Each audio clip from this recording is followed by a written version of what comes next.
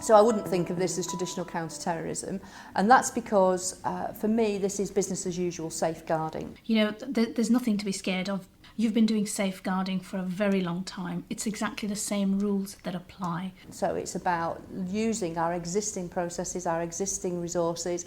Yes, we refer to our prevent duty, but actually first and foremost we focus on the safeguarding. When we started talking about equality and diversity 25 years ago, we talked about this golden thread that needed to run through everything that we did. And prevent and safeguarding is very much the same. If you've got nerves and about engaging with this agenda and you're concerned about what it might mean, I would suggest that you go back to the very basic safeguarding legislation. Look again at the responsibilities to our children and young people and our vulnerable adults to keep them safe from harm. Really think about where that sits in your own role, and then think about your responsibilities and your duties and how you need to implement that. At the point that they are working with Prevent, the young person is being safeguarded. There has to be a structure around keeping communities safe. There has to be a structure around keeping individuals safe. And the approaches to that have to be fair and transparent. This isn't about policing or monitoring people having independent individual thoughts, being creative, professional free thinking. It's not about stopping that, it's about that impact on an individual and the community. It's about the individual, looking at that individual and the challenges that they face, and making sure that we have the correct policies, procedures and protocols to signpost them to the people that can help them.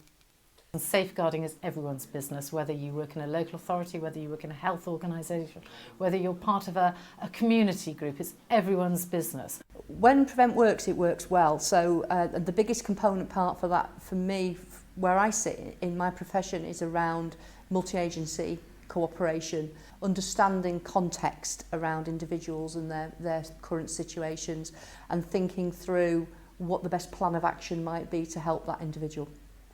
We're not expecting our housing officers, our youth workers, our social workers to assess this. What we're asking them to do is, if you see something where you have an instinct that it's not quite right, it's like any other safeguarding agenda. You just come back and you seek advice from people who have got that expertise. It's about proportionality. It's about keeping things in the right, at the right level, right service, right child at the right time.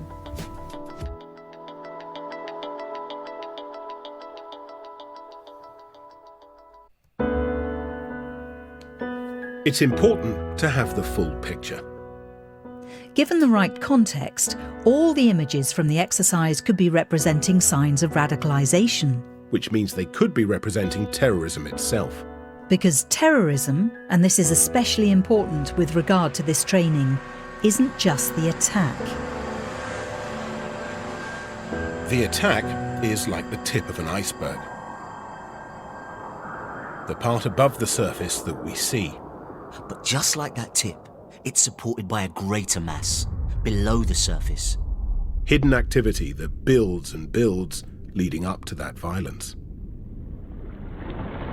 That might include criminal acts, like finding somewhere to target, getting weapons, raising funds. All of that activity is terrorism. And right down the bottom, in the dark waters, most terrorism starts with a vulnerable person becoming attracted to individuals, groups or causes. New ways of thinking driven by those who want to exploit that person's trust, who focus in on that person's grievance or desire and say they have the apparent means to address it. They promote ideologies that go against our shared values, that encourage intolerance and even glorify acts of violence. Those ideologies might claim political views or distort religion to draw vulnerable people in. But whatever that pretense, the objective is the same: to incite someone to support terrorism or perhaps become a terrorist themselves. That might start with a law of belonging, a promise of increased status, the chance to impress their friends, or satisfy a need for excitement and purpose. Because often, those vulnerable to radicalisation feel disillusioned. They're seeking answers or that chance to reinvent or prove themselves. And it's their very willingness for change which means they rarely see that the direction they're heading in could result with them being charged with a terrorism-related offence. But we can stop that. We can prevent people being radicalised. If you or your colleagues recognise when they're feeling especially isolated or lost, professionals can work together to listen to that person and offer them solutions. Preventing them feeling such a huge sense of frustration or injustice that they entertain the idea of causing harm to themselves or others. And often, it's as simple as the right person having a conversation with them, putting forward a different viewpoint, allowing them to properly explore their feelings and true motivations. Whatever type of extremism they're being drawn to. And this happens way down at the bottom of the iceberg. Where Prevent sits. Working to prevent people from supporting terrorism or becoming terrorists themselves. And where you can make a huge difference in safeguarding those people who may be radicalised to ultimately commit this terrible crime.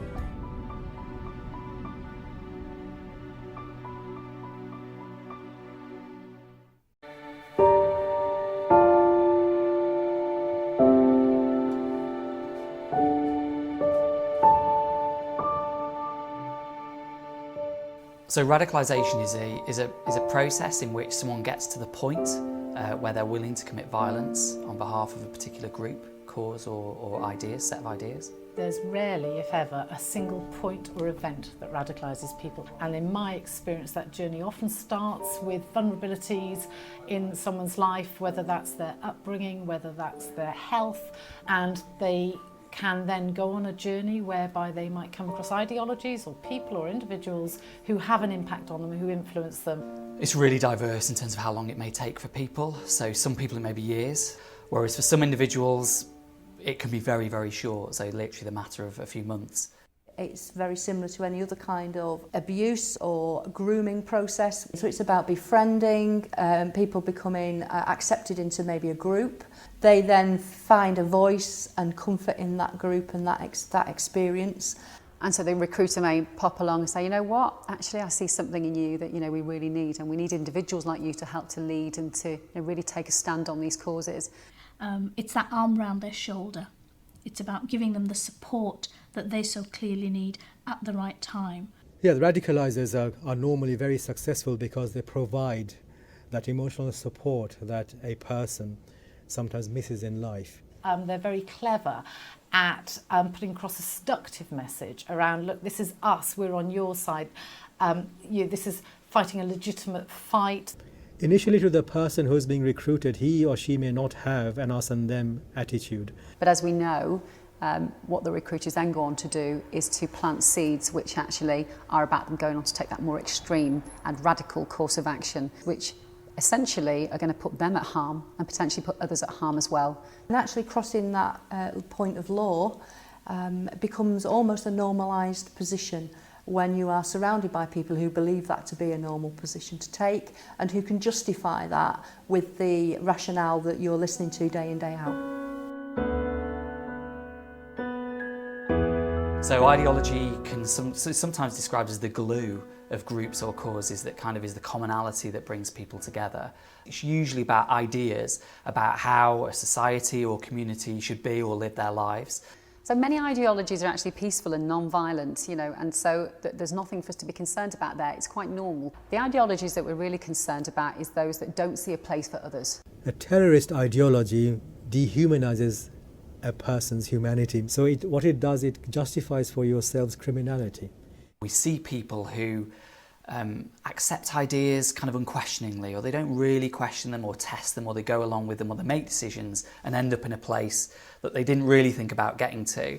We've been working with a lot of young people from a lot of different backgrounds down the years, and you know what we found is that very often take the ideology away and look at what it is that sits beneath it. There are huge similarities, whether it be a young person that's been drawn into a far right or a far left leaning group, or those that have been drawn towards groups that seek to distort the religion of Islam.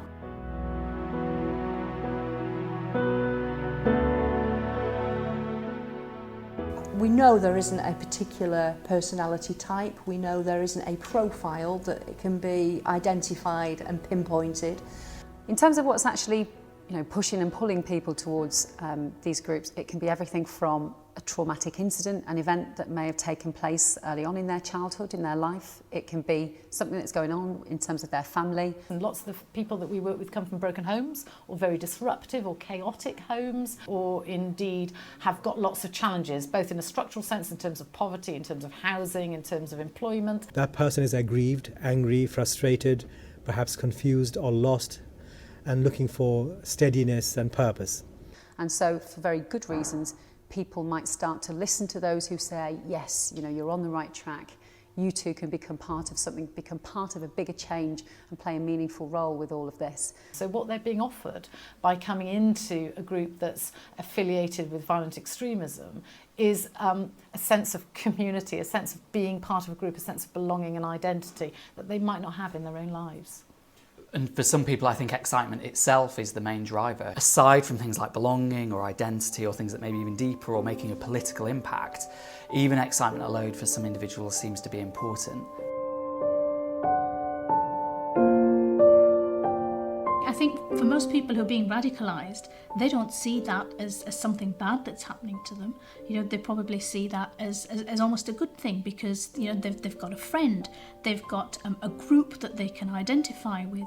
They are being given something that they can fight for. Thinking as a group is quite a powerful thing. Remaining part of that group becomes very important, and so you will perhaps want to please, want to support, want to take a more active role.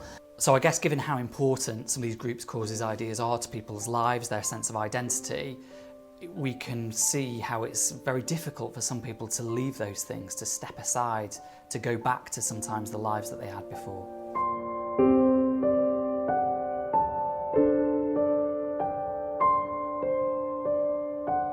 On the ground, it looks like individual vulnerabilities that may be present in any other kind of vulnerability in the work that we do on a day-to-day basis. It's about when those things come together in combination. So we can talk about identity, we can talk about people feeling socially excluded, we can think about changes in behaviour, acting out of character. But those things on their own are not sufficient. If you take each of those in an individual context, they may exist in lots of the population. It's about a combination, and when they come together, that's the time really to start thinking about what's happening for this individual. Is that being driven by just some interest and some understanding and wanting to know more, or is that actually something that's unhealthy?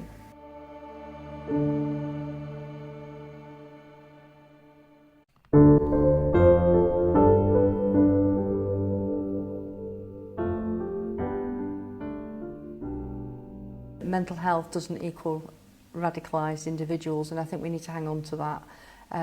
It's an important aspect though, and I think what we know is that mental health features for quite a number of individuals who get themselves embroiled in radicalisation processes. But that's generally not because of their personality. It's more about their vulnerability, and it brings us back to the issue of vulnerabilities and where people are positioned in their life. We see lots of vulnerabilities, but mental health is one that is quite frequent. And I don't necessarily mean a diagnosed mental health. Quite often there's just a sort of sense of not being emotionally resilient, and their well-being isn't good. So there are lots of concerns being raised, not necessarily by a mental health practitioner. When you look at the kind of mental health conditions that seem to be more prevalent, it is things like autistic spectrum disorder. These are the things that seem to be coming out, but we have to take it very cautiously. When you begin to think about violent extremist ideologies, let's say, some of those ideologies are very black and white. They can simplify the world into, very simple terms that can remove confusion, they can remove frustration with certain things. You can begin to see how some of those things may connect or appeal to certain individuals who may have those kind of conditions. You get a lot of people with a mental illness who they don't feel great things about themselves. They might often feel quite worthless, and that they're not worthy of a social network or friends. And actually, when they have that, they link into that. We've had people saying stuff that is really concerning, but once they're using their medication properly, once they're getting the right level of mental health support, the issue around radicalisation is no longer there. So sometimes the intervention that's needed is a mental health pathway rather than a radicalisation one. So what we're not saying is that if they've got a mental health diagnosis or a mental illness that they are going to be radicalised. That's not what we're saying at all. What we're saying is that these people are at an increased vulnerability, as are many other members of the community. It's just unfortunate that patients with mental illness are also in that group.